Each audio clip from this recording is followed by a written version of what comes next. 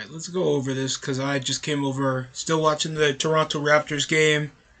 Holiday season is completely, close to the end right now. We're a couple bumps away from the spring season, tuning up for the summer of 2023.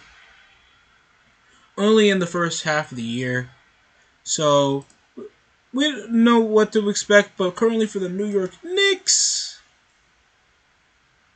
they did start off hot around the early part of November. Then around December, they closed over a 5-game losing streak. They closed over now being 5 games above 500 after they were literally the 5th best team in the Eastern Conference. Is there a possibility they'll stay around the middle seeds or they'll be playing for a play-in spot? Either way, Knicks fans are happy to at least have some breath that they'll be in contention for the next couple seasons, depending if the Julius Randle's still going to be under contract, Jalen Brunson's still going to stay contender, and of course, if any of our youth actually develops. Of course, the trade deadline is a major conversation piece. The Washington Wizards will be at the Garden at the January 18th, and then they're off to face the Atlanta Hawks and Toronto Raptors for, I think, the 3rd straight meeting under a month since the 16th, where they lost in overtime in a 2-point upset after snapping a 3-game winning streak after winning 3 of their last 4 games after their upset against Milwaukee. It's always been single-digit deficit upsets for the New York Knicks. They have always closed out either by their own undoing or just underwhelming possessions. Sure, they have major offensive faults, but don't get me wrong, the Knicks will close out games and make sure that teams fight for it. Second half of the season probably is going to be pretty dangerous around February, because they have a back and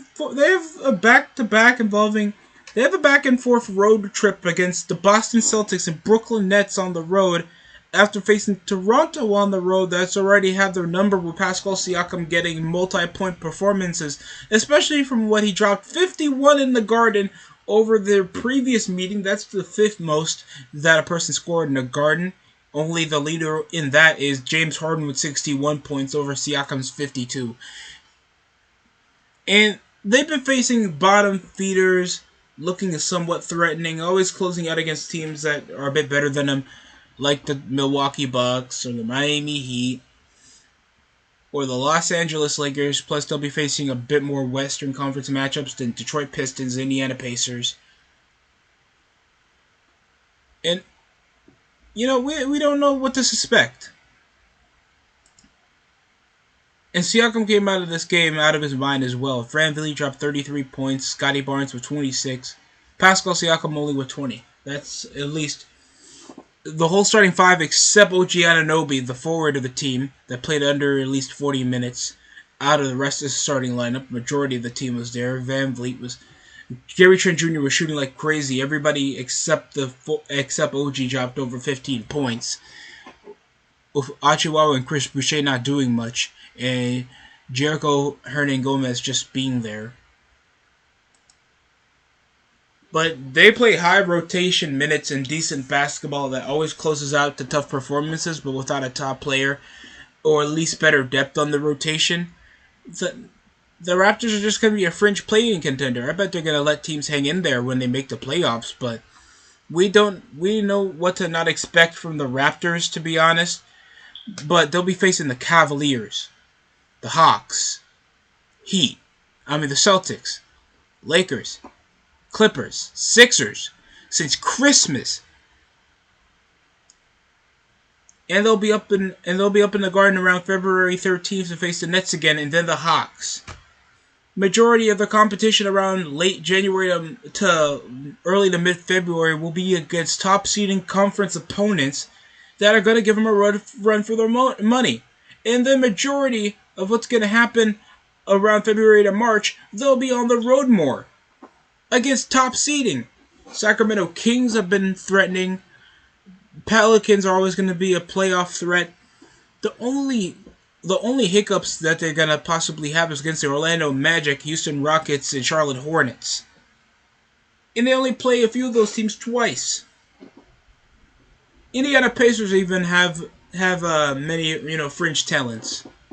So this has got to be a proving ground to see if the Knicks can hang in there, have some development, possibly. I'm not doubting I'm not trying to bet among a player getting hurt.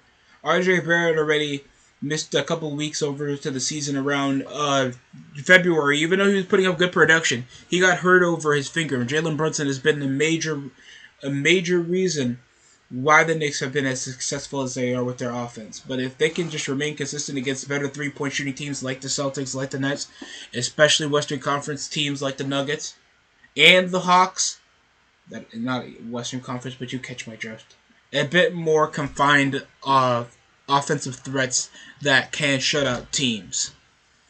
So please just be able just know around the second half of the season, guys, it's going to be very stressful, especially when there's going to be a majority of road trips for against contending teams that the Knicks need to prove that they are. If you guys can speculate how the Knicks are going to go over this before the deadline, or at least before All-Star break, comment down below and tell me how you feel. That's it from the DST Show. Like, comment, subscribe for more. That's it from me.